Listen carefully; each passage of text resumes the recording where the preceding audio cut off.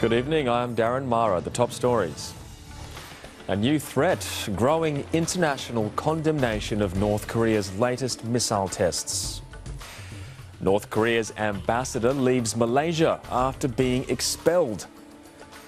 And Pauline Hanson's latest outburst against Muslims.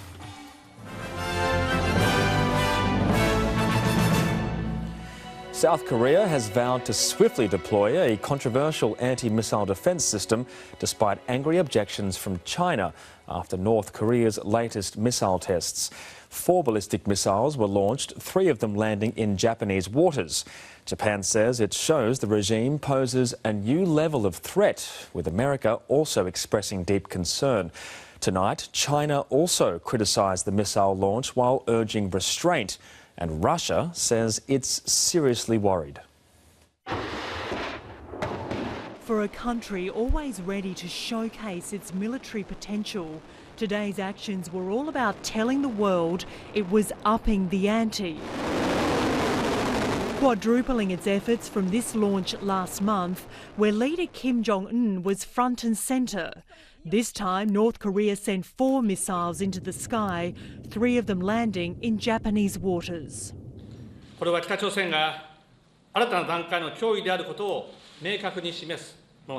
The missiles were launched not far from North Korea's border with China and travelled about 1,000 kilometres. As they plummeted into the sea, regional tensions rose. 유엔 안보리 관련 결의에 대한 노골적이고 명백한 위반일 뿐만 아니라 한반도 및 국제사회 전체의 평화와 안전에 대한 엄중한 위협인 바 정부는 이를 강력히 규탄한다. South Korea's Prime Minister held a crisis meeting as experts looked into exactly what kind of missiles were used and what their capability could be. 현재 한미가 정밀 분석 중에 있습니다. 가능성은 낮은 것으로 보이나 좀 더 면밀한 분석이 필요한 사항입니다. North Korea has continually said it's working on an intercontinental ballistic missile capable of reaching America. But US President Donald Trump has vowed to get tough, and in response to today's development, a government spokesman said, "We remain prepared and will continue to take steps to increase our readiness to defend ourselves and our allies from attack, and are prepared to use the full range of capabilities at our disposal against this growing threat." A threat which the regime seems determined to show has no sign of abating. Nina Stevens, SBS World News. Well, there have been dramatic scenes in Kuala Lumpur as North Korea's ambassador to Malaysia departed the country. His expulsion follows growing tensions between the countries over the assassination of Kim Jong-un's half-brother at the city's airport. Now, North Korea is threatening to expel the Malaysian ambassador to Pyongyang in retaliation. 3 weeks on and back to where it all began, Kuala Lumpur Airport.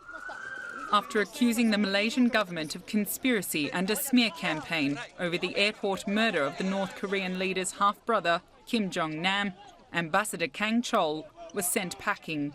Given 48 hours to leave the country, his time running out tonight. 말레이시아 정부가 40여 년의 친선 관계 역사에 부합되지 않게 그를 Tensions flared after the killing of Kim Jong-nam in an apparent public assassination, poisoned by 2 women who thought they were taking part in a TV prank. The Malaysian government, appalled at the crime committed on their soil, now demanding an apology. If they make any unsubstantiated accusations, they should apologise and withdraw them. Based on our principles, we declared the ambassador persona non grata. Malaysian police have been accused by the North Koreans of colluding with their enemies and giving fake autopsy results. Malaysia, until now, a rare friend of Pyongyang in the region, says the relationship will never be the same, blaming Kim Jong-un's relentless quest for ultimate power. Tonight, in the heart of Pyongyang, a massive show of support for the North Korean leader. Let us all be firmly united in support of our respected supreme leader Kim Jong-un and rise up and rush forward to build a powerful socialist country. Now more isolated than ever. Christina Zaric, SBS World News. America's top intelligence chiefs have rejected accusations by US President Donald Trump that Barack Obama spied on him in the lead-up to the election. Both the FBI and the former National Intelligence Directors calling the claims false. Critics say Mr. Trump is trying to divert attention from investigations into his campaign's ties to Russia. Donald Trump arriving back in Washington a day after an extraordinary 3 a.m. Twitter tirade about being wiretapped in a Watergate-style conspiracy. His lack of evidence for the claim. Bombshell. President Trump's shocking and evidence-free claim. All the talk on the American Sunday political talk shows. Claiming the Trump campaign was wiretapped by President Obama. The only Trump official to speak, backing up a White House statement calling for the congressional intelligence committees to determine whether executive branch investigative powers were abused in 2016. Let's look into this. If this happened, if this is accurate, this is the biggest overreach and the biggest scandal. Look into this. The President of the United States is accusing the former president of wiretapping him. I think that this is, again, something that if this happened, Martha, If. I agree. Why is the president saying it did happen? The Obama camp's assertion it didn't happen and that wiretaps are only granted by a special court, backed up today by America's former Director of National Intelligence. There was no such wiretap activity mounted against the president-elect at the time, or as a candidate, or against his campaign. You would be told this. I would know that. If there was a FISA court order. Yes. You can't confirm or deny whether that exists? I can deny it. Current FBI Director James Comey going further, demanding the Justice Department publicly reject and correct the claim the FBI bugged Trump Tower, in a remarkable clash between the top US law enforcement official and a sitting president. And even members of the president's own party openly sceptical. I'm not sure what it is he is talking about. At this point, I've seen no evidence of what he's alleged. Democrats calling it a deliberate distraction from the Trump team's interactions with Russia. The president, you know, is the deflector in chief. Anything to change the subject from where the heat is. If the president stated this without checking it out and it proves to be false, that's serious stuff. Serious allegations that galvanised Mr. Trump's supporters before his Attorney General is set to be pressed further about failing to disclose meetings with the Russian government. Christine Carney, SBS World News. Iraqi forces are closing in on a key government complex in western Mosul. The city's west is the final urban IS stronghold in Iraq. As fighting accelerates, so too has the rate of people becoming displaced, with 200,000 having fled Mosul since October.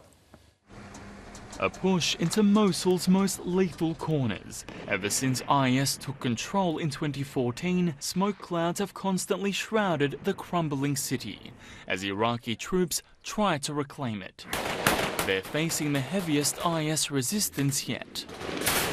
Mosul's east was cleared of the terror group in January. Focus has since shifted to the west. العدو منهار يعني عنده مفارس إعاقة شوية أثناء التقدم بس الحمد لله وشكر معنوياته منهارة. Backed by the US-led coalition, Iraqi forces are now advancing to recapture western Mosul's city centre. Our units are advancing today and they are fighting a house-to-house, street-by-street battle. God willing, the victory is very close. So close, in fact, that troops believe the government buildings will be reclaimed within 24 hours. But completely liberating Mosul won't come as quick. A wave of car bomb attacks targeting troops, a stubborn show of IS resistance. المعركة طويلة ولسنا مستعجلين في عملية التقدم. نعرف أنه العدو لديه معرقلات أمامنا. Since the latest Mosul offensive began last October, more than 200,000 people have been displaced. ISIS were firing at us. Most of the women died. We were all just running and running, the mortars raining on our heads, till we got to the army. Approximately 40,000 people fled Mosul in the past week alone. Many are in camps to the south and east. Here they are away from imminent harm, but some say they are still suffering.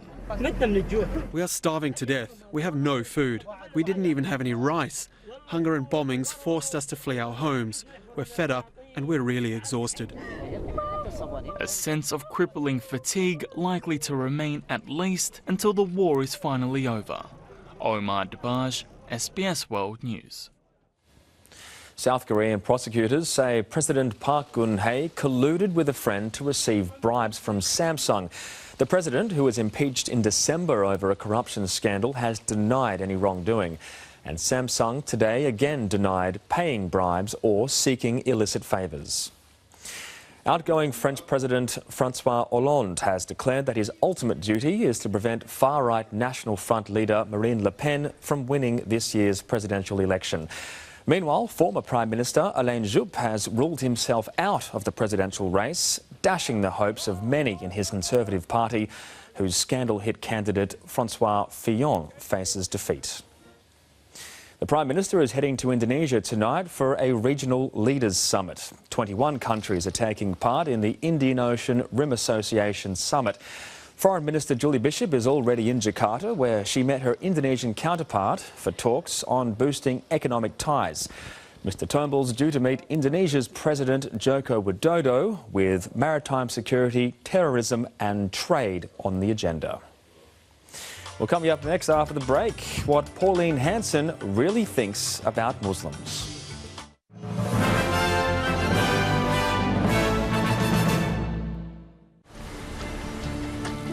7 of the UK's greatest minds are coming together to help improve people's lives. The potential of this is massive. Using cutting-edge science and technology to build life-changing solutions for people in need. This is the best thing that could ever happen for us. Simon Reeve's Big Life Fix, next Monday 8:30 on SBS and on demand. Want fast results from your anti-aging moisturisers? Try Neutrogena Rapid Wrinkle Repair Day and Night Creams from Chemist Warehouse. The unique accelerated retinol assay provides rapid results on fine lines and wrinkles, giving you younger looking skin starting in just 1 week. Neutrogena Rapid Wrinkle Repair is just $24.99 each at Chemist Warehouse. Live, look, feel fabulous every day at Chemist Warehouse. Mainland Buttersoft is the only pure spreadable butter. It's butter at its best. No oil, no additives. Mainland Buttersoft. Spread the purity. Been to the dentist lately? Join Medibank Extras and get 100% back on a dental checkup every year at a member's choice dentist. Visit medibank.com.au. Sometimes.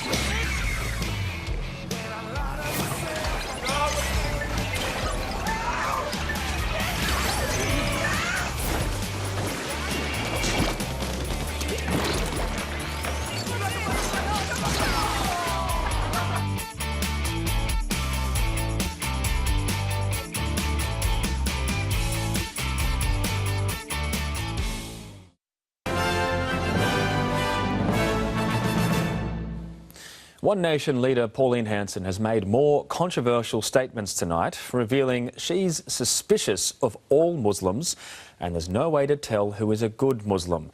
Ms Hanson also said women who wear the burqa should leave the country, and she warned Australia will be overrun by Islam. If you understand Islam, it's like they can actually lie to you. It's called taqiyya. And they can actually tell you whatever they want to. It's to blend into a society till the numbers grow, and then they will actually then impose their will on the people or get hold of governments. And there's been a backlash against Pauline Hanson's comments on childhood vaccinations. Mothers, doctors and politicians all say they're appalled. But the One Nation leader denies she's anti-vax as she kicks off her party's campaign for Saturday's West Australian election.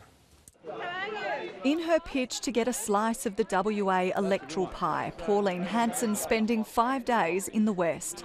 Voters head to the polls on Saturday and some are already sharing the love. We could be mother and daughter, you know. But the Queensland senators brought some baggage with her after claiming the government is behaving like a dictatorship by encouraging parents to vaccinate their children.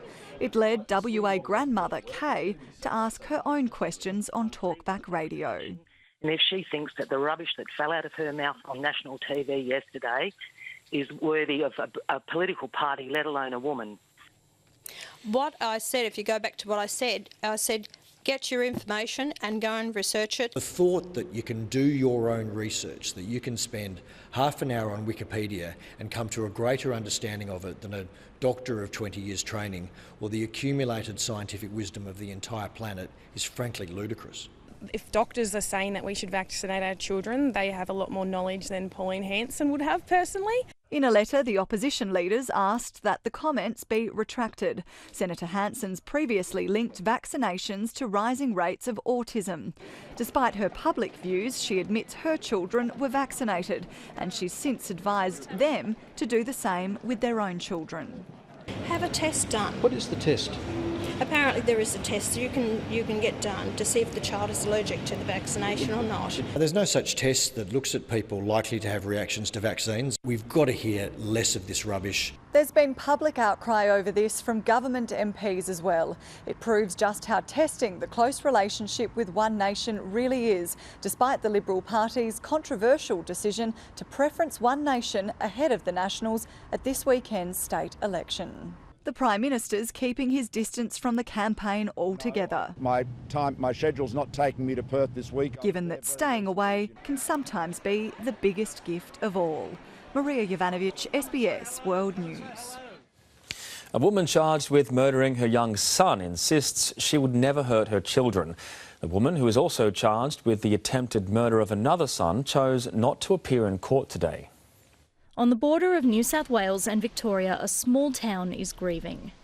People in Deniliquin taking in a horror story that unfolded over days. First, an injured boy was sent, badly wounded, to hospital. Next, a mother turned herself in.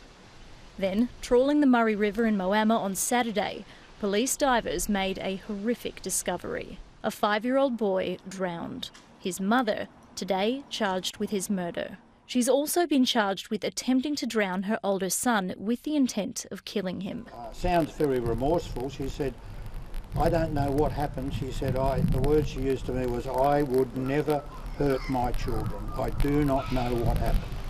A court heard her surviving son ran away before being mauled by a dog. The 9-year-old is in a stable condition, recovering from wounds at the Royal Children's Hospital in Melbourne. The principal of St Michael's, where both boys attended primary school, said the tragedy has had a profound effect on the community. It had been expected the accused would appear by video link at Deniliquin Court today. Well, there was no need to, because nothing was going to happen, and she's traumatised and upset, and she said, no, if I don't have to appear, I don't want to. He's recommended his client have a psychiatric assessment before she next appears in May. The New South Wales Premier has ordered an urgent probe into authorities' involvement with the family, responding to concerns the tragedy may have been averted. Camille Bianchi, SBS World News. 3 members of a nationalist group have briefly appeared in court, charged under Victoria's Racial and Religious Tolerance Act after they allegedly made a video of a mock beheading. There were rowdy scenes outside the court as the men claimed the charges were a restriction on their freedom of speech. A noisy group of anti-racism protesters outside the Melbourne Magistrates Court. Say it loud, say it clear. Refugees are welcome here. Chanting, they came to protest against the actions of the United Patriots Front, whose leader and 2 others were in court on charges related to a video posted in 2015 depicting the beheading of an effigy outside Bendigo Council. It was one of several right-wing anti-Islam UPF protests against the building of a mosque in the regional Victorian city, which has been approved by the council.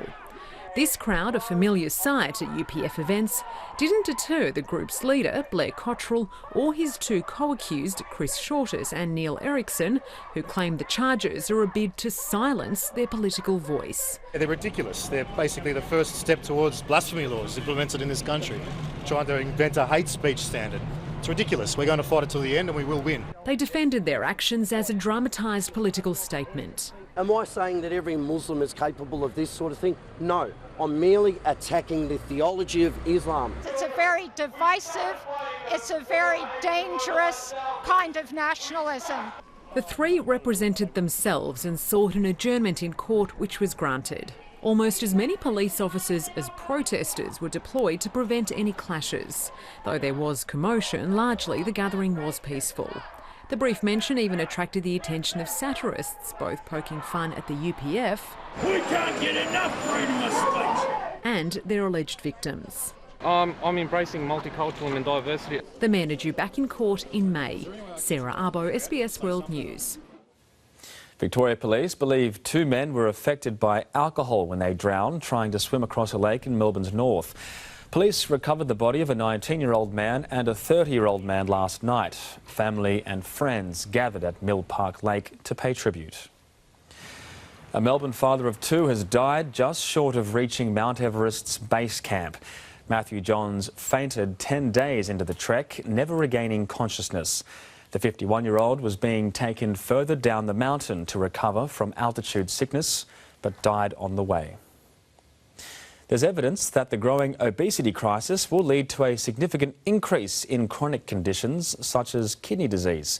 A new report shows overweight people face a dramatically higher risk of diagnosis, raising concerns about the health system's ability to cope.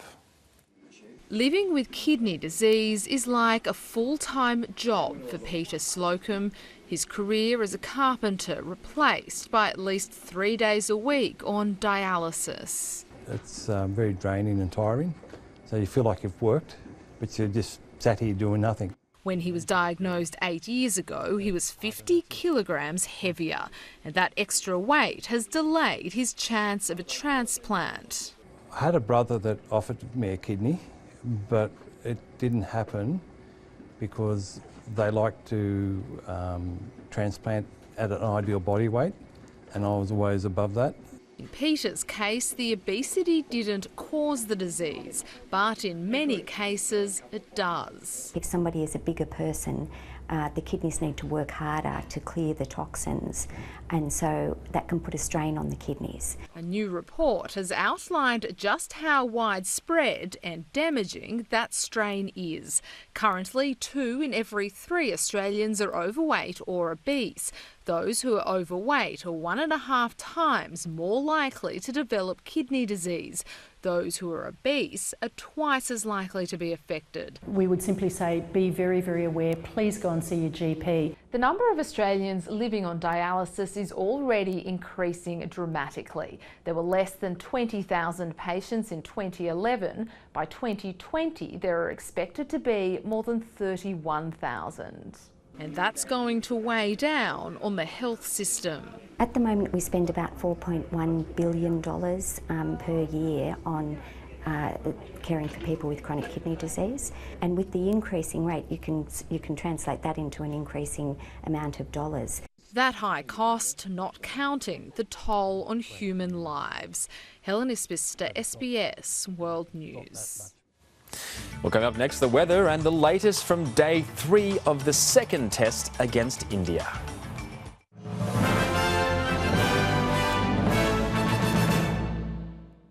I spent 12% of my life defending the reputation of a deadly weed killer. We had an agreement, Arthur. This is a $3 billion class action. They killed the Michael. I got a situation.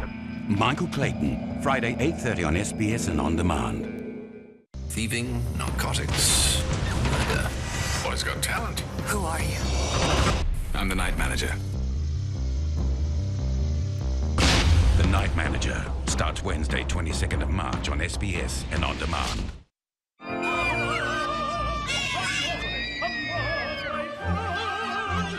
Oh, shut up and take my money.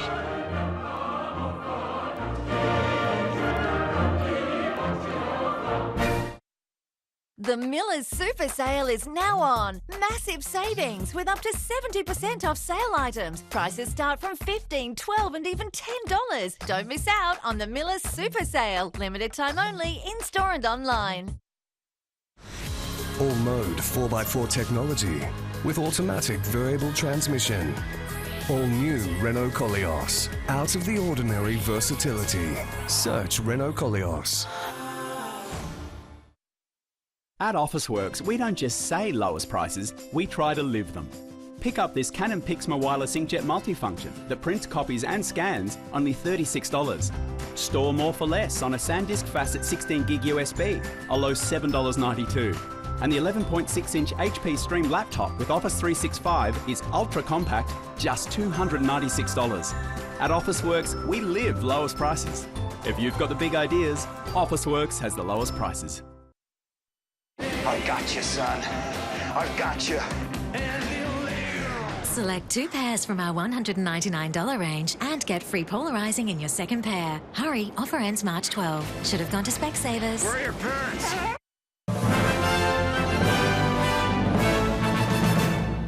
Let's check the finance figures now. When the Australian share market closed marginally higher ahead of the release of economic data.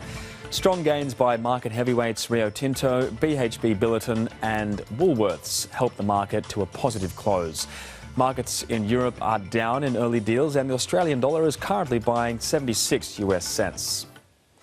India has fought back to lead Australia by 126 runs with 6 second innings wickets intact.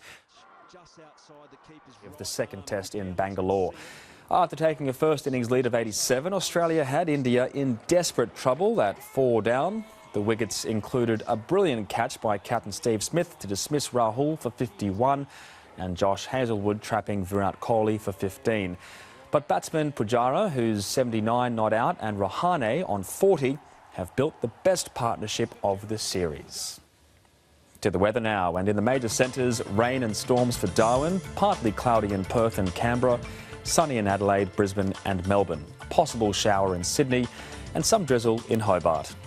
Looking further afield, a cool day for Christchurch, showers in Auckland and Samoa, thunderstorms in Nadi. In Southeast Asia, storms also forecast for Bangkok, partly cloudy in Phnom Penh, showers in Singapore, also in Port Moresby. Further north, fine in Beijing, partly cloudy in Tokyo, a cool day in Seoul and raining in Hanoi. Heading west, a few showers in Beirut and Tehran, cloudy in Jerusalem, fine in Baghdad, also in Mumbai. To Europe, a rainy day for London and Rome, cloudy in Berlin, thunderstorms in Athens and snow in Moscow. To Africa now, a fine day for Cairo and Addis Ababa, cloudy in Nairobi, thunderstorms for Lagos and Johannesburg. To South America, showers in Panama City and Caracas, cloudy in Buenos Aires, a fine day in Santiago. And for North America, a few showers in Vancouver and Chicago, rain in Washington, fine in Los Angeles, also in Mexico City. That's the world this Monday. All tonight's stories are online. You can also tune in to English language news tomorrow morning between 5 and 7:30 here on SBS. I'm Darren Mara. Good night.